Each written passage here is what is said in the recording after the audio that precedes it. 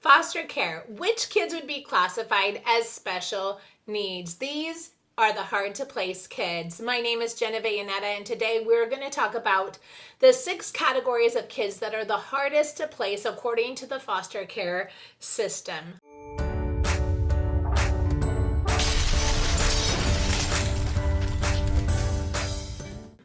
A little bit about special needs kids. A lot of times we think of special needs kids as only those kids that are in wheelchairs or on feeding tubes or that are maybe nonverbal or non-mobile. But according to the state, a special needs child is any child that is hard to place in the foster care system. Hard to place kids are those that have a barrier that hinder them from being able to find a really good foster home. Today we're going to talk about 6, and the first one today is the ethnic background of a child, and more specifically according to foster care race statistics and Annie E. Casey and my personal experience. African American children are harder to place in foster care. Kids who are African American descent are 2 times harder to be able to find a foster home than those kids that are maybe Caucasian or another race. Kids who are African American also spend a longer time within the system than other kids. They are less likely to be able to find a permanent home and tend to make moves from foster placement to foster placement a lot more frequently than kids who are a different ethnicity. And most sad of all would be that kids who are of African American descent also are not adopted at the same rate of kids of different races. I know that recently in the last couple of years there has been a big anti-transracial adoption movement happening. I am personally a mom who's adopted African American child as well as different races. I've also fostered lots of different ethnicities in my home, and I want to say, first of all, that I hear those people groups. I hear that as an African American child coming into the system, it's got to be extremely difficult to be in a home of maybe a different race, of maybe a foster mom that has no idea how to do your hair or the culture that you came from or how to cook the food that you were used to and grew up with. I agree with all of those barriers for kids that come into care that are African American. At the same time, my plea would be, if you are African American, sign up to be a foster parent, because the true reality is there are just not enough foster and adoptive homes of kids, of parents who are African American that want to adopt or foster kids who are of their same race.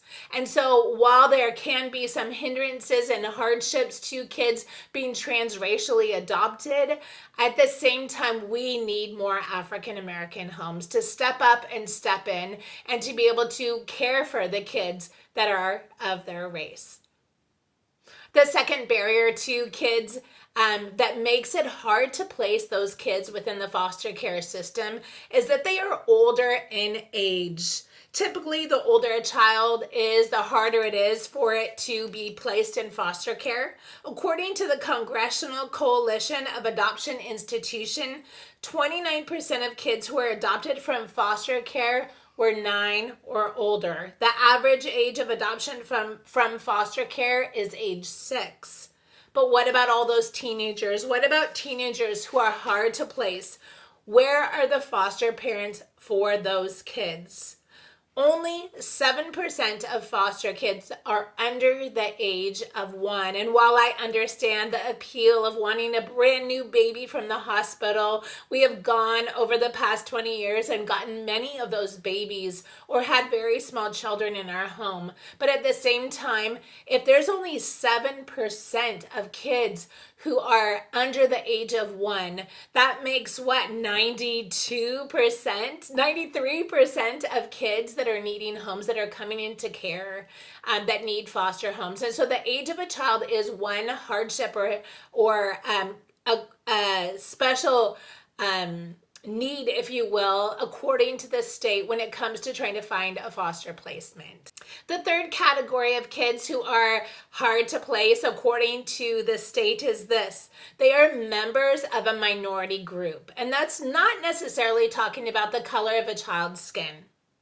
This includes race, yes, but it also includes being a part of an impoverished or maybe segregated people group within the society. For example, if you live in Manhattan and or New York and there is a child that comes in and they are from Manhattan, that child is going to probably be pretty easy to place. If you live in New York and you get a call from the Bronx and there's a child there that needs placement, that child, because it comes from a different caliber of community, it is going to be harder to place simply because of its place of origin. Another example of this minority group, if you will, would be a child who speaks a different language. They may be the same color skin as you, but maybe they come into care and they speak Russian, or maybe they're Ukraine, or maybe they speak Arabic or Spanish or Japanese, and they came from a completely different culture. Those kids are going to be harder to place because there's going to be less families that can identify with them and connect with them, and that may be a barrier to those kids finding foster homes. And finally, another minority group that find it very hard to place is usually teenagers that have a different sexual orientation. Those kids that are LGBTQ, for example, that come into care, they may be on the outskirts or may find it difficult to find foster homes that are willing to take them. The fourth barrier or hard to place category of children in care are sibling groups. And our story is when we first started fostering, we just wanted one foster child. We had two biological children that were 10 and 12 at the time, and we would love to take just like a baby. And quite honestly, one is a little bit easier to manage when you do have biological kids or a larger family of your own prior to fostering.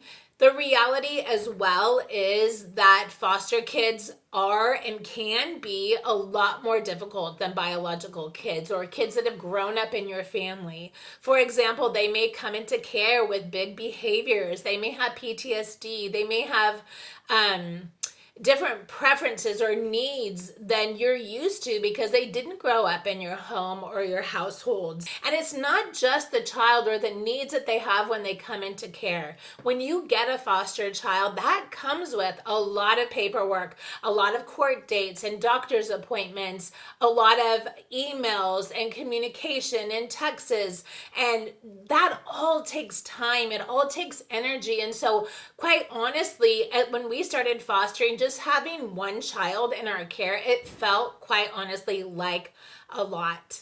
Since then, we have had and have adopted a sibling set of 3 girls. We also have had other sibling groups in our home over the years, and we have found that there is such a need for kids because the reality is a lot of foster parents take one child, and if you are lucky, you will find a foster home that will take 2 kids. They will take bio siblings into their home. They maybe don't have the space to take more than that, or the finances, or just the capacity, because perhaps they work full time. And so when you get a sibling set of 3 or 4 or 5 or 6, those kids often are extremely hard to place, and they are categorized in that area of special needs when it comes to the state and foster care. If you haven't watched the video already of foster care siblings, should I take them? I will try to link that for you to watch, and make sure to check it out because there is a huge need for foster parents to take sibling groups. The 5th area that makes children hard to place is physical or maybe mental disabilities. Again, when we think of special needs, we think of maybe wheelchairs and kids that are immobile and don't talk. But there are such a big category of kids that come into care classified as kids with special needs. They may have a deformity in one part of their body. They may be hearing impaired. They may have an intellectual disability. They may have a learning disability. And because of those things, they're classified as hard to place children. hard to place children and kids with disability can also include kids with autism. It can be kids with post-traumatic stress disorder, kids that come into care with alcohol exposure, putting them at risk for learning disabilities later on in life. And although it may sound daunting, kids with disabilities coming into care, it is not. We personally have adopted kids with learning disabilities, ADHD, hearing impairment, and although they are categorized as hard to place kids, they have been some of the easiest and most rewarding and incredible kids that we've ever had in our home. The sixth area that is hard to place kids, according to the state, is this: kids with emotional disturbances. And in my experience, more than a disability or a feeding tube or a mild physical abnormality is this area of behavioral challenges.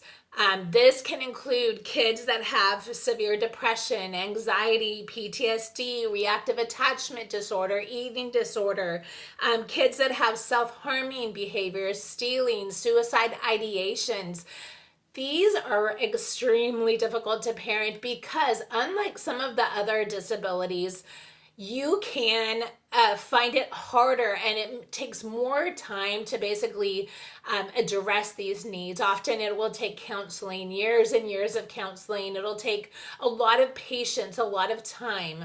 We had one child that came into care that we had no idea what was wrong, and we realized that after about a year, we realized this child was almost completely blind, and all this child needed was a pair of glasses. However, when it comes to behavioral issues, a lot of times those are connected to kids that have been in lots of homes, kids that have had severe abuse or neglect. And again, those make it harder to place, and sometimes, honestly, in my opinion, harder to care for. At the end, though, finally, all of these areas that are special needs are hard to place. I want to encourage you, don't shy away from them.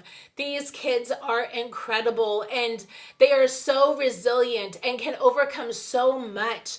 We need families, and we need homes that say yes to all different levels, all different age groups, all different categories of children. It is not their fault that they're in foster care. It's not their fault that maybe they have a learning disability or they have anxiety because the last home that they were in harm them or hurt them. Say yes to these foster kids, and I promise you, you will be surprised and your heart will be made full because of the blessing they can be when they enter your home.